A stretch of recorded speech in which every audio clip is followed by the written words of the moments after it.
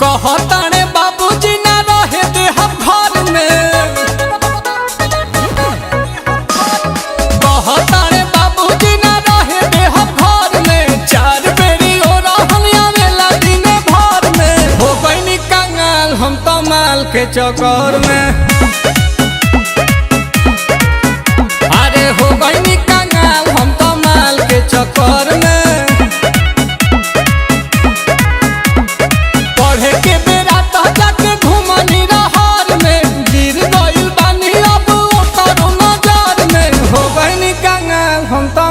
के चक्कर में अरे हो गईनी कंगाल हम तो माल के चक्कर में।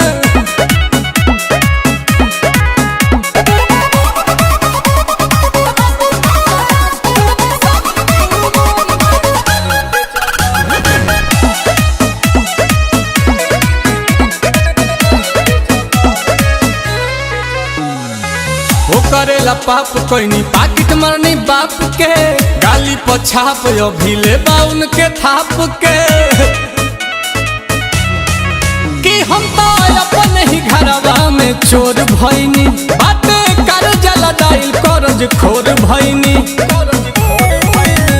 कि मन करे कूद जाई जाई के नहर में, मन करे कूद जाई जाई के नहर में। हो गईनी कंगाल हम तो माल के चक्कर में। अरे हो गईनी कंगाल हम तो माल के चक्कर में।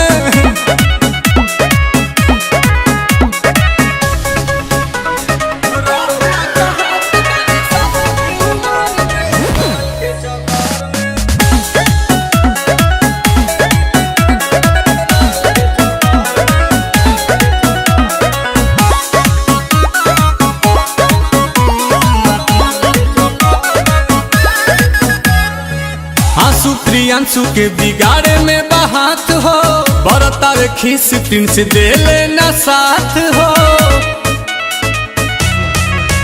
भैले नील कमल घर के न घाट के, अब तो मलियो भगाई देले डांट के। रड़ुआ का हाथ बानी शादी के उमर में, रड़ुआ का हाथ बानी शादी के उमर में। हो गईनी कंगाल हम तो माल के चक्कर में।